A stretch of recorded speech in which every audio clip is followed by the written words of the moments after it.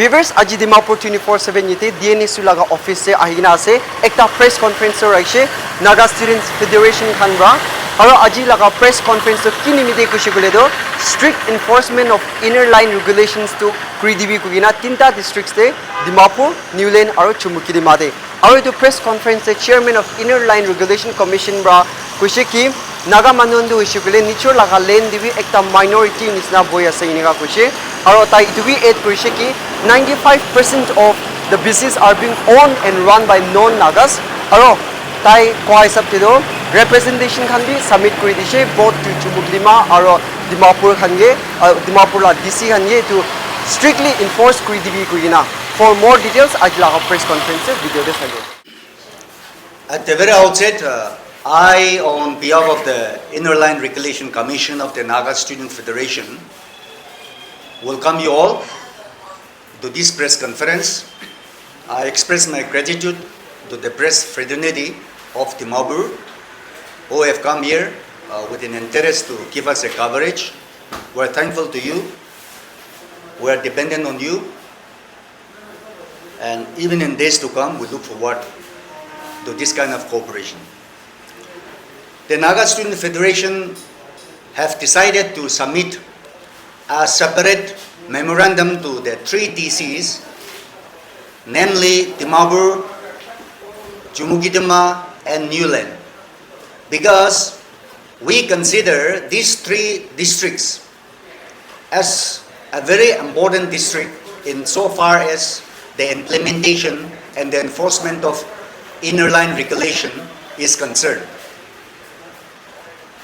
We also do not overlook the fact that in the rest of the district, the implementation of ILB is not satisfactory. However, we have decided to have this surgical approach to these particular three districts because we consider that these three districts are the breeding zone for all the influx of outsiders coming to Nagaland. And we also consider that if proper enforcement of inner line regulation is done in these three districts, we expect that major part of the enforcement problem will be solved. Therefore, we have submitted representation to the Deputy Commissioners of Dimapur and Chümoukedima. We have been trying to contact the DC of Niuland. However, for the last many days, we have not been able to contact her, and so far we have not been able to submit the representation to her. Therefore, given the opportunity that we have already submitted the memorandum to these two DCs, which I'm sure it is already with you, we have elaborately mentioned as well as pen down our contention in the memorandum. In fact, we are said to say that the influx of outsiders, non-Nagas, who have taken residence in Dimapur, are controlling the economy of the whole state. Our memorandum is very clear that because of the hospitable nature of the Nagas, many people from outside comes and take advantage, and instead of becoming respectable guests, many of them have decided and have started behaving like a host. Therefore, we are very firm to state that those outsiders who comes under the purview of inner line regulation cannot and should no longer shy away from this inner line pass system. And now, we also ask the government, since they have already declared Dimapur, Niuland and Chümoukedima to come under the purview of the Bengal Eastern Frontier Regulation 1870, 1873. We want that systematic implementation must be done in these 3 districts. Nobody should be allowed to misuse this regulation, and we will not allow any lackadaisical attitude on the part of the administration, on the part of the enforcing agency to relax. We assert that the cut-off year should be 1963, 1st December, where Nagaland was granted a state within the Constitution of India. We are not here to prevent anybody or any non-Nagas coming to Nagaland. We are not here to stop them from coming to Nagaland. At the same time, we also want to send a message to those people who comes to Nagaland that they must respect the existing laws, the existing regulations, without which they will be deemed defaulters, and existing laws should be imposed on them. Henceforth, the Naga Students Federation, which has been championing the rigid and stringent enforcement of inner land regulation, will not be cowed down by any threats, by any forces, and we are very firm to ensure that the inner land regulation is implemented in letter and spirit. In fact, as far as the NSF is concerned, it is not a new thing. Even as late as 1978-79, NSF had submitted a representation to the government of Nagaland. Had the government of Nagaland heeded to those representations, the situation would have been far different from what is happening or for what is being seen today.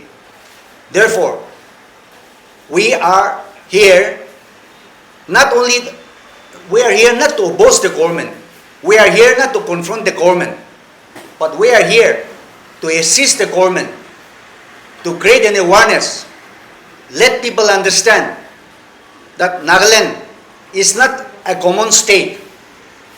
It is a unique state born out of movement which is the Naga political movement, and it should be treated a unique state, and we want that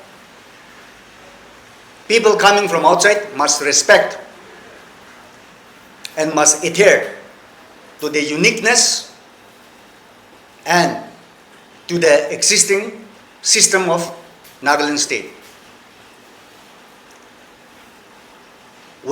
Having said that, I would like to also request my colleagues if they want to add something, and I would also like to invite the press people for any question that you would like to put up.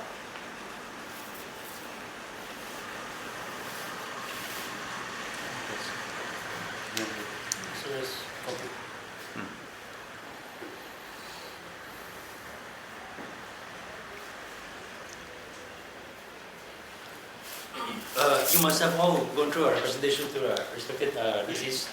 So basing on what our commander has already shared, you can put forward any questions if you have.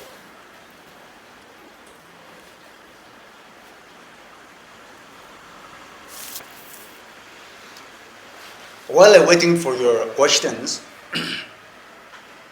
out of the 9-point representation that we have submitted to the deputy commissioners, I would particularize one point, that is those outsiders who used to come to these 3 districts in the morning and they used to leave in the evening. We are even concerned for those people. There will be no exemptions. Everybody will have to be under the radar of the existing inner line regulations. We have made it very clear to the deputy commissioners that they should come out with a mechanism to deal with these people who comes only for a day. So we are going to be very minute, and we will leave no stone unturned to ensure that the implementation of this inner line regulation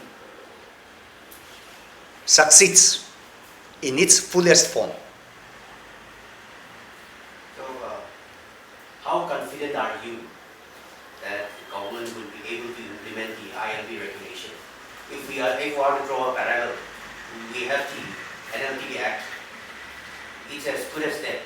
So, how can you expect the government to be efficient? As far as we are concerned, the government is for the people, by the people and of the people. And in many ways, the government also can be awakened by the voice of the people. And we hope and believe that the voice of the people will surely overwhelm the government to respond to the demand, to the call of the situation. And today's situation is such that the future of the Nagas are at threat. We are going to be a servant, we are going to be slaves in our own land. If you look at the economy of the state, nobody will be surprised if they are told that more than 95% of the shop establishment in these three districts are controlled by outsiders, because it is on the ground. And it is because there is no stringent implementation of the ILB system. The economy is in the hands of the outsiders. The development that is being done by Nagaland state is for outsiders. I'm sure Nagaland government will be awakened, because today we are confident that the Naga people have decided to awaken and have decided that the future of Nagaland's economy must come into the hands of the indigenous citizens of the state. So, we all know business in Nagaland is dominated by the non-Nagas. But would it not be unfair to blame them for our own, say, inefficiency or laziness? Why are we not, trying to capture the business instead of, going back to ILB? As far as that is concerned, there are always two sides of the same coin. Sometimes, if the system is not conducive for the local people, it is exploited by non-local people. The Nagaland government has created such a system that is not conducive for the local people, for which non-locals have taken advantage of that. Therefore, we are asking that the system should be made conducive for the local people, so that the local people can avail the advantage of taking the economy into our own hands. So what would you also tell the Naga political groups? We all know business run under their patronage. See, as far as Naga political movement is concerned, these are the other side of the aspect insofar as the inner line regulation issue is concerned. We cannot mix coffee and tea because it will be too bitter. Therefore, that is another area which the NSF has been addressing it, and the NSF will address it not on a wholesome issue, on a wholesome approach, but the NSF is already taking its own approach ever since it was formed, and the system of approach that the NSF has been doing with Naga political group will continue.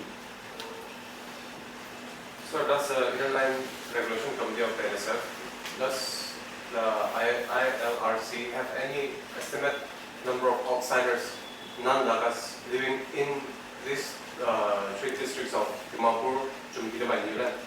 That's a very interesting question. The Inner Line Commission was formed just about 3 months back. We are yet to start a journey on that.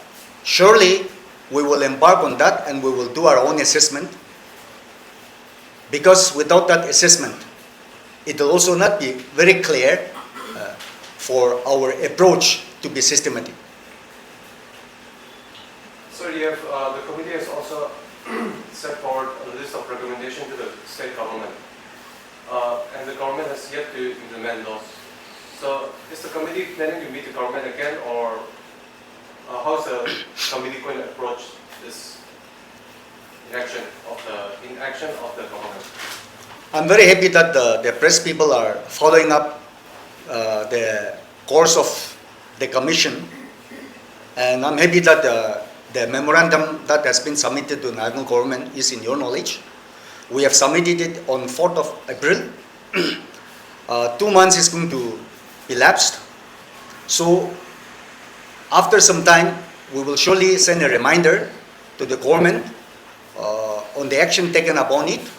And of course, the reminder and the response of the Nagaland government will give us a clarity as to what steps can be taken for further necessary action. So what are the main reasons for the poor enforcement of these inner line regulations in the three districts? Come back again. What are the main reasons for the poor enforcement of these inner line regulations in the three districts? Particularly, there can be no main reason, no less reasons, because ILB is the reason itself. Therefore, our agenda is that, particularly in these three districts, the enforcement should be more rigid, more regimental, and certain different approach also has to be done in these three districts, which may not be in uniformity with the other districts. That is why we have decided to make this surgical approach on these three districts. There will be, of course, violators, ILB violations will be made. But what about the unjust for ILB violation, like which unjust, people with having the right documents and the right, but there will be instances where it will be quite unfair for few also with the right papers. Will the Commission also look into that to help individuals that have been treated unjustly in this regard? That's a very interesting issue. NSF actually is very particular about human rights violation. Therefore, the question that you have asked is a matter of human rights violation. People who are justly staying in Nagaland and who are actually exempted from the purview of the ILB should never be discriminated. And if such cases are there, and if such cases are found, we request them to directly approach us. If not, the office of Dimapur Naga Students, the office of Dimapur Naga Students, they are readily available, and we will surely ensure that injustice is not committed in the name of the enforcement of ILB. Considering the porous borders that we have around, do we have the manpower, the government, the unions and all, the manpower to actually keep a check on each and every, considering the porous borders that we have? Yes, if we look at international borders, although there are electric wire fencings, yet infiltration takes place. No matter how much the amount of strictness that you may enforce, certainly infiltrators will be there. However, our desire is that no efforts should be kept in hand to ensure that the borders are well checked, the borders are well manned. That is why in our memorandum we have already mentioned that dedicated enforcing personnels should be made available specifically for enforcement of this ILB, they should be oriented, they should be sensitized so that they don't discriminate people coming from outside. In fact, we want that ILB issue, the kind of pass given to outsiders coming to Nagaland should not have unnecessary hindrance. There should be an ease of getting the pass. There should be no unnecessary harassment. So we are very definite that once the government wakes up for the enforcement, we are aware that there will be challenges. And the more the challenge, the more we get awakened to find out a solution. For the convenience of all, I'll ask you in terms. Cut-off year before 1st December 1963, including non-Nagas inhabitants of Nagaland. But the government got 1963 or 1979, so the commission stand Amagan laga stando yadiki paper de likhi ke na ase NSF to ito laga stando itya nutun gwa laga noy moi gwa nishna 19 late 70s para amagan laga stando ito ase aro itui amagan laga stand hobo even in near future also.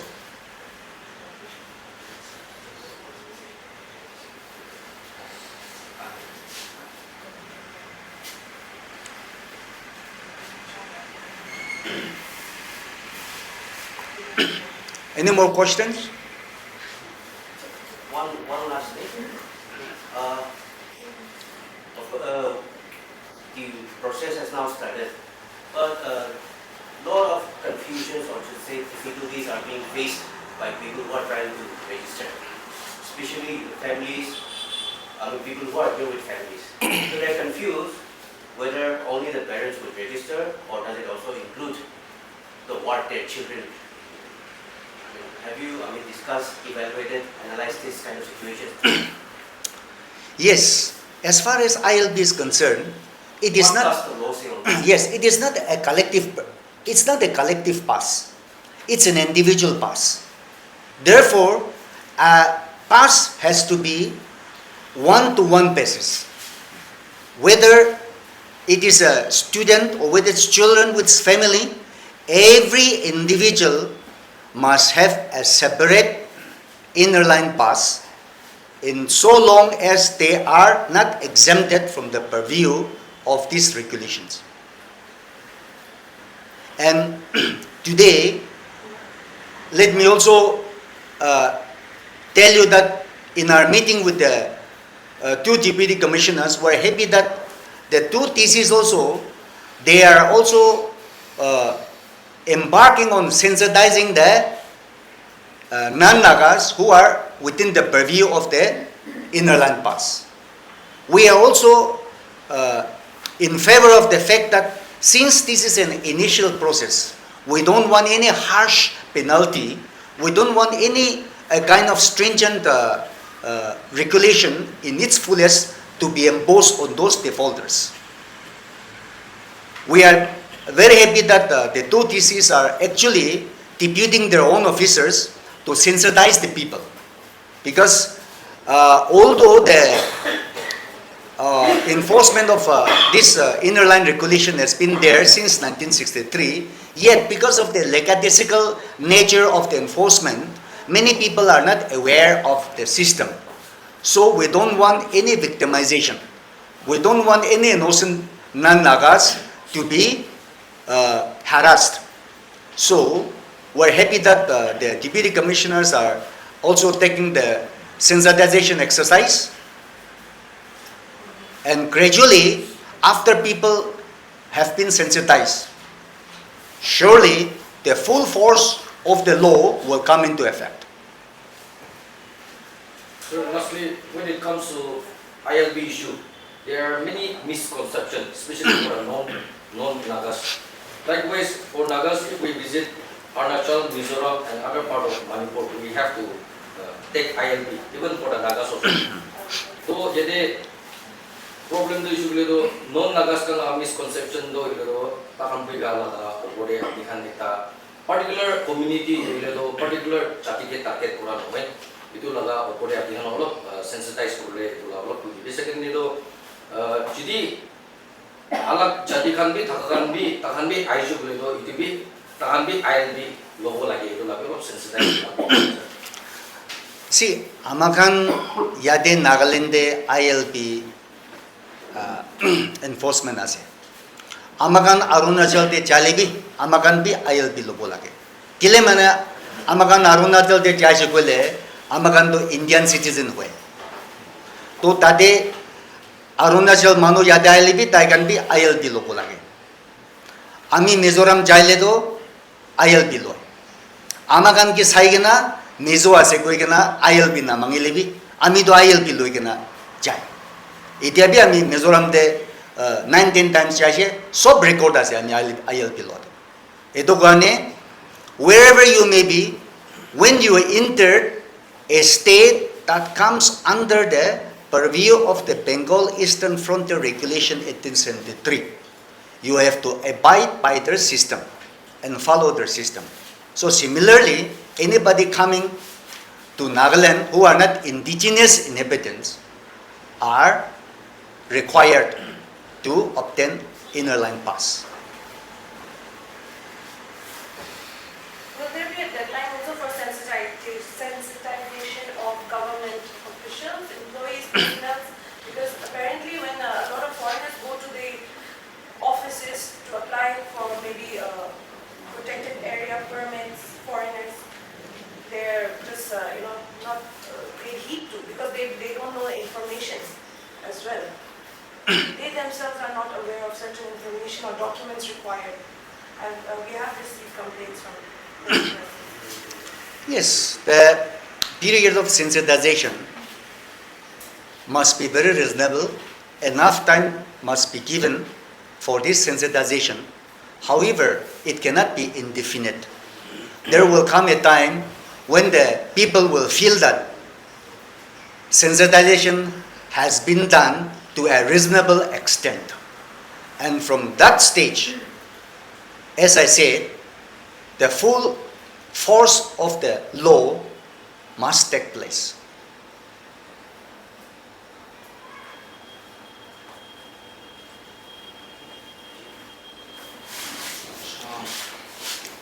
I hope done.